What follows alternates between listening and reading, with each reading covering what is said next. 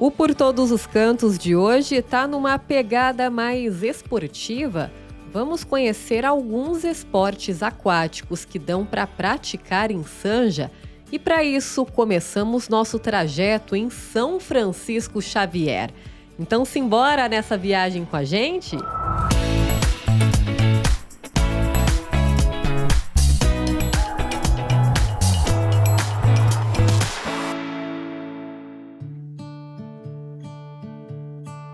São Chico é conhecido pela tranquilidade e exuberância natural, mas é um destino também daqueles que querem praticar esportes sem ir para muito longe. E nosso primeiro desafio, então, será o Aquaride. Chegamos ao destino da nossa aventura de hoje. Olha só que delícia, gente, sonzinho da natureza, da correnteza do rio aqui ao fundo. Mas espera aí que antes da gente dar o pontapé inicial na nossa atividade, eu vou me trocar. Só um minuto.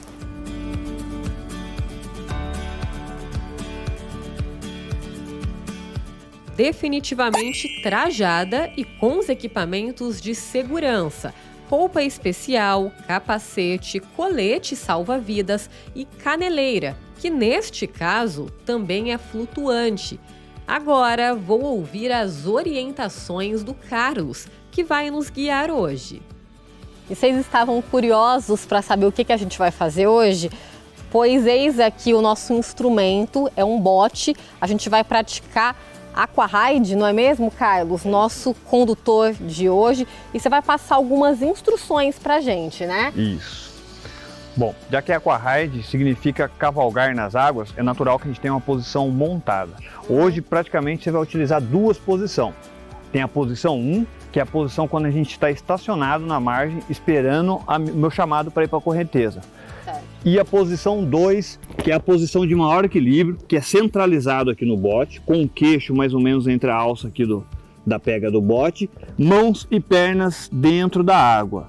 Quanto mais esparramado aqui, a gente chama de posição estrela ou posição sapão, mais equilíbrio dá. O que não pode? Fechar o pé. Se fechou o pé, ele vira na hora. Entendi. Fechar aqui atrás, né? Aqui também, ó, tá vendo? Aqui também desequilibra e tirar um pé. Às vezes a pessoa vê uma pedra aqui assim, ó, a pedra tá vindo, a pessoa quer fazer aqui assim, ó, nisso que faz isso aqui, ela vira, entendeu? A gente costuma falar que a perna é como se fosse a vara do equilibrista, ela que mantém aqui o equilíbrio do bote. Se o bote ameaça virar para cá, ó, eu encolho essa e deixo essa esticada que ele volta. Se ele ameaça virar para cá, eu encolho essa e ele volta. As mãos são os remos. Existem dois tipos de remada no Aquaride. A remada de objetivo e a remada de controle. A remada de objetivo é quando eu estou apontado para onde eu quero ir e remo uma mão de cada vez, forte, para chegar aonde eu quero. Semelhante ao surf, né? Exatamente, como se fosse atravessar a arrebentação lá para surfar. A outra remada é a remada de controle. A remada de controle, ao contrário da remada de objetivo, eu jogo água para frente. Por que eu preciso controlar?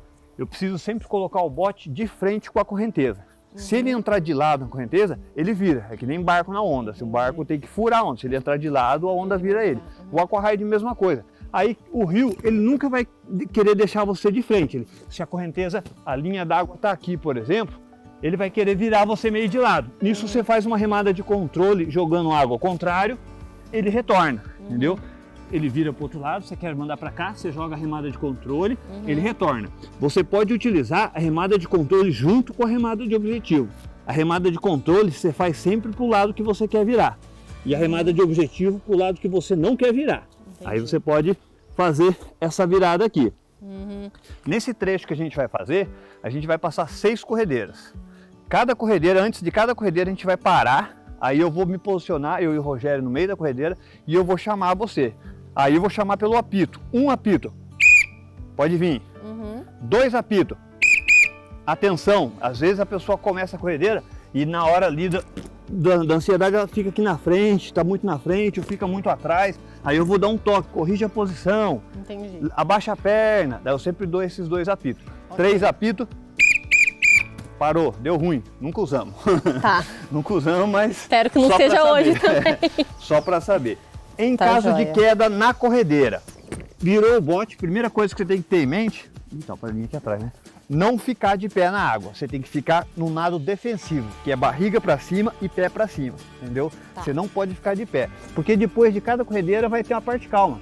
Então você flutua, aí o Rogério ou eu vamos chegar do lado, flutua, pé para cima, segura na minha canela, ou a gente vai jogar a corda de resgate também, que você pode colocar aqui, a gente puxa para a margem também para montar de novo. Joia. O importante é não ficar de pé no meio da corredeira, porque você pode enroscar o pé, bater o pé lá no fundo e fica mais difícil para a gente puxar também. E não desesperar também, né? Exatamente. Como você está de colete, você vai flutuar. A caneleira também é flutuante, você caiu, você vai flutuar, não tem problema. Deixa rodar que não tem problema.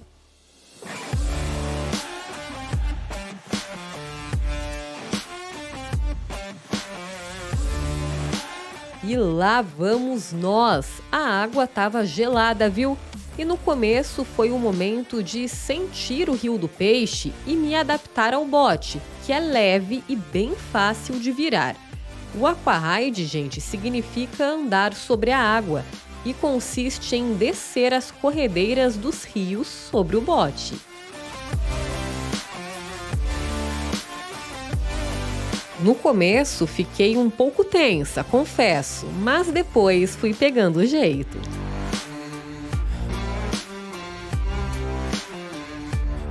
Na sequência foi só alegria. Passei por umas corredeiras mais pesadas e até acabei sendo derrubada pela força da água uma vez. Refiz o trajeto e seguimos. E para fechar, o Carlos me deixou descer uma corredeira mais punk. E olha que fui bem, hein?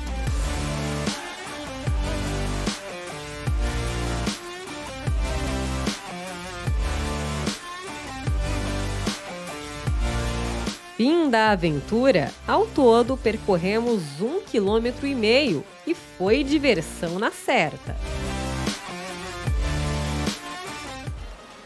Que experiência legal, Carlos! Muito bacana, muito interessante. Eu nunca tinha feito, mas a gente estava conversando, né? Não só quem já surfou, mas quem já fez canoagem também, você acaba tendo uma noção, né? Isso. De como tentar se equilibrar ali. É bem legal, tem referências de outros esportes também. Sim, normalmente quem já sabe remar, né? Quem surfa e está acostumado a atravessar a arrebentação, acaba pegando as manhas mais rápido, mas todo mundo aprende. Eu costumo dizer que é parecido com andar de bicicleta. No começo desequilibra bastante, mas depois que você aprende, você nunca mais esquece. E não é força também, né? É mais técnica, trabalha também o equilíbrio. Exatamente, tem que aprender a relaxar em cima do bote. Quanto mais relaxado você fica, mais equilibrado você fica. Quanto mais tenso, mais desequilibrado ele fica. E aqui a gente foi em cima de um bote, né? Aquaride, mas também tem o Boia Cross, né? Que ele é uma evolução do Boia Cross. Explica pra gente qual que é a diferença de um para outro, porque tem as boias mesmo, né? Que o pessoal desce mais deitado, mais relaxado. Qual que é a principal diferença do Aquaride, que é o que a gente fez hoje? Então, o Aquaride na verdade é a evolução do Boia Cross. Nos anos 80 o pessoal começou a usar as boias de caminhão e de trator para descer a parte mais calma do rio, que já era divertido. Aí eles começaram a amarrar aquelas boias de caminhão e fazer tipo uma taturana, porque daí já conseguia utilizar o braço como um remo. Nos anos 90 foi criada uma associação brasileira de Boia Cross, que daí passou a se chamar de Aquaride, porque na época era bonito falar o latim com o inglês, era chique. Aí o cara inventou uma capa onde você jogava a boia de caminhão dentro, inflava a boia, aí a capa já deixava a boia no formato desse shape, com as duas alças para segurar. Isso possibilitou a gente descer corredeiras maiores de nível 2 e nível 3. Por último, foi inventado esse aqui, que é o inflável, que é o mesmo material dos botes de rafting, de duck, que daí a gente consegue ter muito mais controle e descer corredeiras muito maiores. Ah, sim. Legal. E no caso, aqui vocês costumam fazer grupo de quantas pessoas? Qual que é a idade mínima? Claro que tem crianças que já têm uma familiaridade a mais com a água, já surfaram, aí é mais fácil, mas para ser mais seguro, a partir de quantos anos vocês indicam? Que a criançada deve se amarrar, né? Isso, acho que a partir dos 9 anos já tem um tamanho suficiente para conseguir equilibrar com as pernas dentro da água e já dá para descer. Alguns têm mais dificuldades, outros têm menos, mas a partir dos 9 anos já é uma idade boa para começar a fazer. E aí a gente vai com todos os equipamentos de segurança, né? Essa caneleira também ajuda, porque tem muita pedra, ajuda você não se machucar tanto, né? Ela amortecer esse impacto também. O ideal é saber nadar, não precisa necessariamente, consegue se virar, porque vai estar com colete. Tem que manter a calma, né? Não pode se desesperar, porque aí realmente pode engolir água, né? A gente costuma falar que a gente tem que fazer, no mínimo, o nado defensivo, que é flutuar com colete de barriga para cima. Saber boiar, né? Isso, saber boiar, exatamente. A caneleira também é flutuante, ela ajuda. Então, quando a gente cai numa corredeira, a primeira atitude que a gente tem que ter é de barriga para cima, pé para cima e flutuar. Nunca querer ficar de pé no meio do rio, porque daí você pode bater a canela lá embaixo, pode enroscar o pé. Então flutuar é a melhor coisa. Se a pessoa já consegue flutuar, ela pode fazer o aquaride, não necessariamente precisa saber nadar. E você comentou o nível, né, da correnteza 1, 2 e 3. Qual que é a escala de vocês no caso do aquaride? Qual que é a escala? Então, a gente segue a escala da canoagem. A canoagem vai até nível 10. Porém, o aquaride desce até nível 3, porque nível 3 já está um nível bem pesado para o aquaride. Até 4, mais ou menos, a gente desce. O trecho que a gente faz com o iniciante é até nível 2. A gente faz algumas corredeiras, a maioria são nível 1 e tem algumas corredeiras nível 2 também. Foi aquele segundo que a gente passou, né? Isso. Em que eu caí uma vez e depois consegui passar. Na segunda foi bem. E aí aquele terceiro que vocês desceram, que é um exemplo de categoria nível 3. Exatamente. Aquela nível 3 é a Garganta do Diabo, é uma das corredeiras mais famosas que a gente tem aqui no Rio do Peixe, do trecho iniciante. E aí vocês, como que vocês contabilizam? O tamanho da correnteza, o número de pedras, a altura, né, da queda, às vezes como que vocês... É o nível de dificuldade de passar por ela, entendeu? Às vezes ela não é tão grande, mas ela é muito difícil passar. Entendeu? Daí a gente conta como um nível de dificuldade, mas nem é tanto o tamanho, é um nível de dificuldade mesmo. E trabalha bem o corpo, né? A gente falou do equilíbrio, os braços também, você tem, alguns trechos você tem de remar forte, não pode parar em nenhum minuto. Exato. Então realmente é uma academia, né? Só que a diferença é que bem mais interessante, né? Em meio à natureza, não fica naquele lugar fechado, mas trabalha bastante, né? Exatamente, a parte dos braços, nas costas, os ombros, trabalha bastante, você faz bastante movimento, né? E a parte de abdômen também, porque a gente faz a curva utilizando o abdômen também, acaba trabalhando bastante o abdômen também. Quando o rio precisa estar cheio, né, obviamente, então temporadas de chuvas acaba sendo mais tranquilo para fazer, mas no caso, se estiver chovendo mesmo, vocês não fazem por questões de segurança. Como que é a avaliação de vocês? Olha, nesse período não é legal a gente fazer porque corre o risco, está muito alto o rio. Como que é feita essa avaliação? A gente tem um nível máximo que a gente desce com o iniciante, que a gente tem uma régua lá próximo da base nossa e se passar desse nível limite a gente não desce, abaixo desse limite dá para descer. Quando o rio está muito raso até dá para descer, mas bate mais na pedra, acaba desequilibrando mais. Quando o rio está mais cheio um pouco, bate menos na pedra, cai menos, mas quando cai também você acaba, o caldo é mais nervoso, a gente roda mais um pouco, entendeu? Sim. Mas já tem um nível máximo que a gente dá para descer com o cliente, se a pessoa que está descendo a primeira vez tem um nível máximo.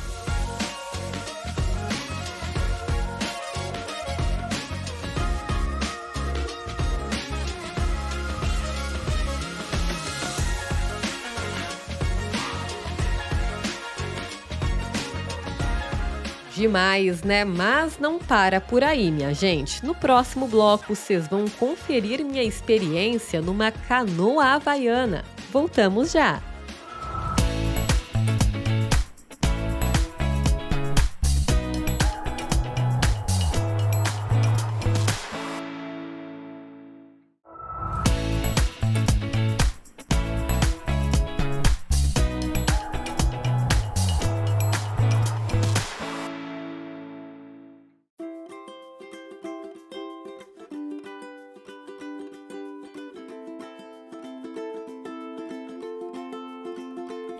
Eu estou aqui na zona norte de São José, nesse lugar bem silencioso, a gente consegue até ouvir o barulho dos pássaros. E aqui ao fundo tem um lago. E daqui a pouquinho eu vou ter uma experiência muito interessante, que é com uma canoa havaiana. Esse esporte surgiu há mais de 3.000 anos na Polinésia, que é um conjunto de ilhas do Pacífico, e foi usada até como meio de transporte por moradores e também colonizadores daquela região. No Brasil chegou bem depois, só no início dos anos 2000, por meio do Fábio Paiva, que foi o que construiu a primeira canoa havaiana aqui no Brasil e aí ajudou a difundir o esporte por aqui. E vamos combinar que o dia estava bem convidativo, né? Olha só esse céu azulzinho. E eu estava de protetor, viu? E falei que a canoa havaiana era usada como meio de transporte, né? E sabiam que nas pequenas ilhas do Pacífico ela era usada para demarcar território? É isso mesmo. E funcionava assim. Era feita uma corrida com a canoa.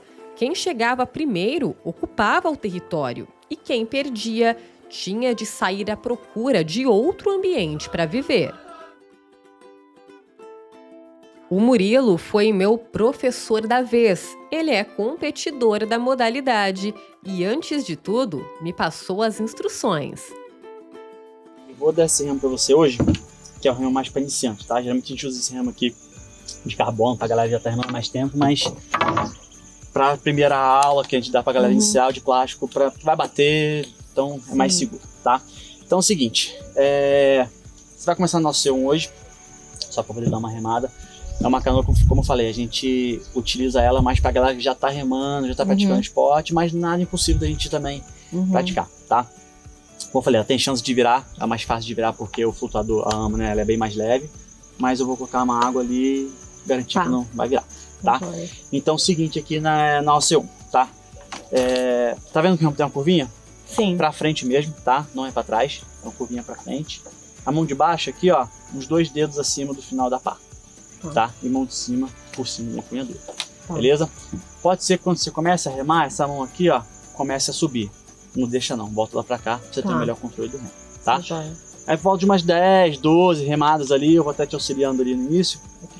Trocar de lado, tá? E aí você troca a mão de baixo pela de cima, sempre a mão por cima da empunhadura. Só cuidar na hora da troca, você não enganchar a mão aqui e ficar remando por baixo. Tá. Sempre por cima, tá? Pode usar esse daqui. Eu vou explicar aqui certinho agora como é que vai ser o esquema dentro da água.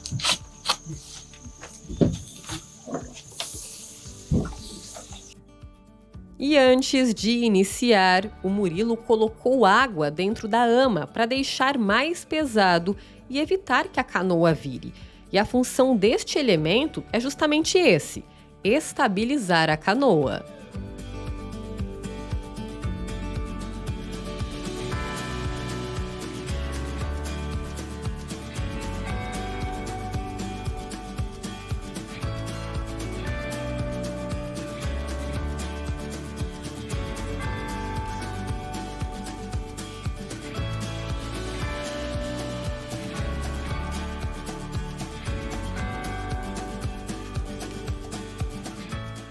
E lá fomos nós.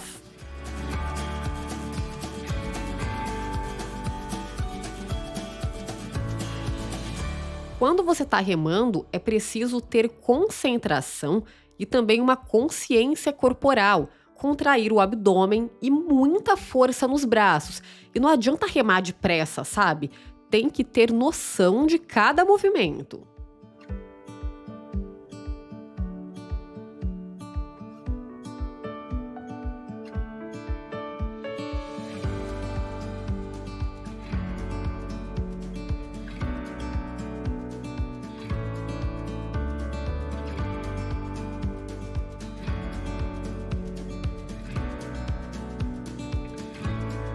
Experiência concluída, né, Murilo? Muito legal, que espaço interessante se tem aqui, né? É um esporte democrático, né? Homem, mulher, independente da idade, é possível fazer. Total. Aqui a gente tem alunos do aula para criança a partir de 8 anos, né? Eles amarram, você amarra. Fica amarradão. Pô, eles querem mais ficar plano na água do que remar, né? A gente tem que dar aquela controlada ali. E tem alunos aí com mais de 60, mais de 70 anos, inclusive competem, tem a categoria de competição, né? É o público até mais fiel, que tá ali o tempo todo, não quer perder uma aula. Mas gênero, sexo, peso, independente disso, tá todo mundo dentro d'água remando, de boa. Hoje a gente fez uma canoa individual, né? Mas ela comporta até 6 pessoas. Né? E aí cada integrante ele tem sua função, né? O primeiro ele geralmente puxa a fila, o último acaba sendo o capitão, né? Como que é? Cada um tem sua função. Isso, exatamente. É um trabalho em equipe mesmo, né? Precisa ser valorizado isso. Tem a questão de hierarquia e liderança até, né? Mas na canoa de 6, geralmente o banco 1 é aquela pessoa responsável pelo ditar o ritmo da canoa, né, para todo mundo seguir um ritmo, todo mundo ter uma sincronia, né. O banco 2 ele é responsável pela sincronia do lado par, né, na OC6 os remadores remam intercalados, e aí o banco 2 não tem uma pá de referência, ele só tem o banco 1, então eu tenho que arranjar algum gesto para poder ter essa sincronia, né. O banco 3 geralmente é responsável pela contagem, né, do hip, pelo número de remadas de cada lado e dá o comando para todo mundo fazer essa troca, né? O 4, às vezes dependendo da situação de vento, se tiver um vento contra, ele também pode assumir essa função, né? No mar, quando entra água na canoa, geralmente o banco 4 é responsável por tirar a água de dentro da canoa, né? E o banco 5 ele ajuda na questão ali de controlar, ver se alguém está batendo fora, dar alguns comandos, né? Ou até mesmo, como a canoa só vira para a direita, ele é responsável sempre por ficar vendo a ama, viu que a ama levantou, ele consegue fazer um contrapeso, né? E o último, geralmente, é a pessoa, assim, a gente acaba sendo uma pessoa que já rema mais tempo, experiente, que faz o controle da canoa, é o leme, né? Então, geralmente é o capitão que vai dar todos os comandos ali de coordenada, de segurança. Então a galera acaba respeitando um pouco mais, geralmente, quem está no leme da canoa. Apesar de ser, a gente fala que é um esporte novo, porque começou aqui em 2000, 2001, né? Então é um esporte novo, mas assim, tá crescendo bem, né? Quem domina hoje ainda é o Tahiti, eles são os melhores do mundo, realmente. A gente teve a oportunidade de ir para lá, ver o dia a dia. Então, assim, são crianças de 4, 5 anos que já estão remando. De berço mesmo. Usam de que meio... é o futebol pra gente, exatamente, é a canoa pra eles. E aí eles usam até hoje a canoa como meio de transporte, né? Vai de um lado para o outro com canoa, né? O que a gente faz de carro aqui, eles fazem de canoa, né? Então, Tahiti, Havaí, Nova Zelândia são os principais potências do esporte, né? Estão sempre dominando o topo. O Brasil tem crescido bastante, né? Hoje já desponta aí no cenário mundial, né? Inclusive algumas competições que a gente já fez, inclusive de mundial, né? Por exemplo, o último mundial de maratona agora, teve um atleta que ficou em terceiro no mundial de canoa individual. A gente mesmo como equipe, a gente já foi vice-campeão mundial de sprint, né? Que é uma modalidade aí mais curta, né? de maratona. Mas o Brasil, assim, a gente vai nos lugares, a galera já olha, já vê que o Brasil já é uma potência, assim, em ascensão. Não chega próximo ainda de Havaí, Tahiti, mas já, tipo, o Brasil tá aí, vão aparecer em algum momento aí no pódio ou próximo do pódio. Entendeu? Legal. E aí são várias categorias, né, numa competição, tem uma que é mais comum, o que levam em conta numa competição oficial é a velocidade mesmo, quem chega primeiro? Isso, são divididos em categorias, né, tem a Open, que é a categoria principal, que é a categoria profissional, enquanto tem seletiva para mundial, para sul-americano é a categoria que demanda mais atletas e são assim, os melhores do Brasil, tanto masculino quanto feminino, né? Tem as categorias júnior também, 19, 16, e tem as por idade a mais também, 40 a mais, 50 a mais, 60 a mais, né? Então sempre por idade e quem chega na frente ganha. Então larga todo mundo na mesma linha, tem um percurso pré-definido já, né? E aí todo mundo faz o mesmo percurso, quem chegar na frente, vencedor e batendo a classificação. Quem vê a canoa, né, ela pequenininha, pode pensar, mas não vai suportar o meu biotipo, por exemplo. Mas não, né? Ela suporta um peso maior, então vale reforçar, né? Não julgue pela aparência. É interessante, a pessoa pode ter acesso a esse esporte. Sim, por exemplo, que agora esse aluno não está vindo mais, mas eu tinha um aluno que ele tinha 130 quilos e ele tinha medo até de remar, tinha até um pouco de vergonha, de tipo, putz, será que eu dou na canoa, né? Tipo, cara, vem aqui, a gente faz o teste. Se não couber, tudo bem, que a gente sabe que uma canoa assim, com 50 centímetros de largura é estreita, né? Mas foi super de boa, era o mais empolgado da turma, porque ele talvez encontrou naquele esporte ali uma coisa que ele consiga fazer e tá no meio de um grupo que ele se sinta à vontade, né? Então na canoa, como eu falei, em questão de harmonia, senta ali todo mundo para o mesmo objetivo, né? Então super de boa, suporta tanto ao C1 quanto ao C6, todos os biotipos super tranquilo.